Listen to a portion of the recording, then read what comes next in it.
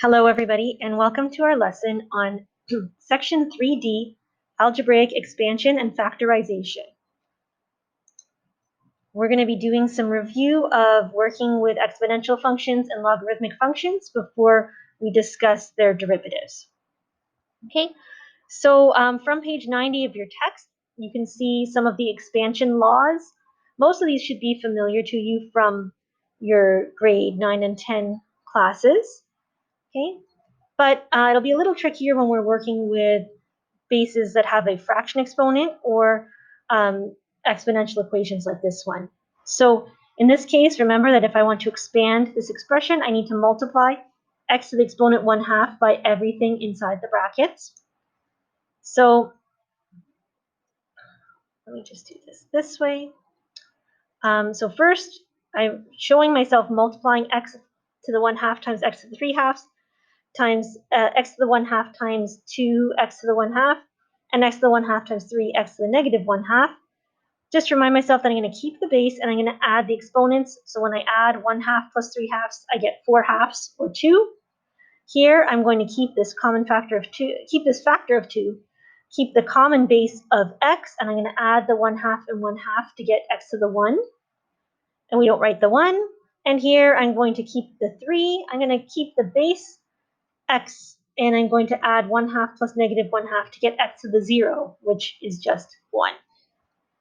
Okay. In example B, I'm going to remember to do FOIL, or double distributive property. So I'm going to multiply 3 to the x times 3 to the x, 3 to the x times 5, 2 times 3 to the x, and 2 times 5. Then I can say here I'm going to keep the base and add the exponent, so I have 3 to the 2x. Here, they have a common factor of 3 to the x, so I'm going to add 5 and 2 to get 7 times 3 to the x, and multiply 2 times 5. Okay, and then notice here that we could actually, if I wanted to go back and check my work, I could factor it. Okay. Again, we've been asked to factor these expressions here, so instead of expanding this time, we're factoring. Here, remember that we have, it might help to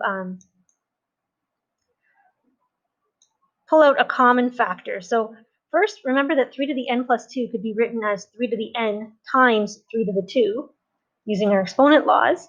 And then we can see that we have a common factor of 3 to the n. If I factor to 3 to the n from both terms there, I end up with 3 squared plus 1, and I can simplify that to get 9 plus 1, or 10 times 3 to the n. Here, this looks like we can't factor it, but it does. The numbers 4 and 25 should stand out to you. This is a difference of squares. Okay, and in this case, remember that we can rewrite 4 as 2 squared raised to the exponent x.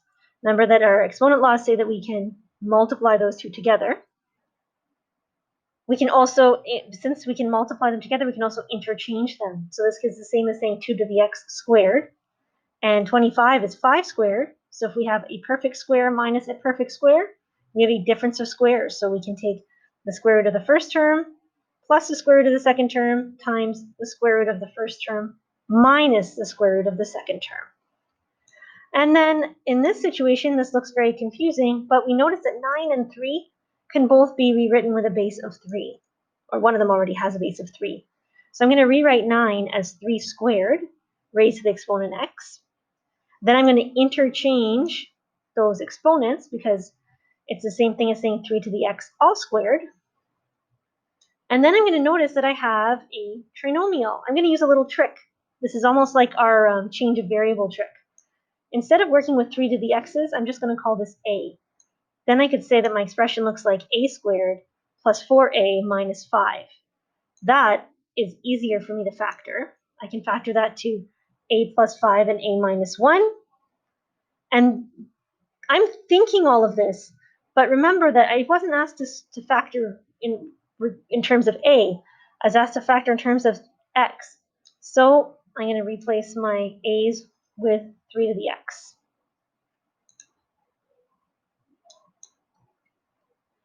Okay, and last two other examples.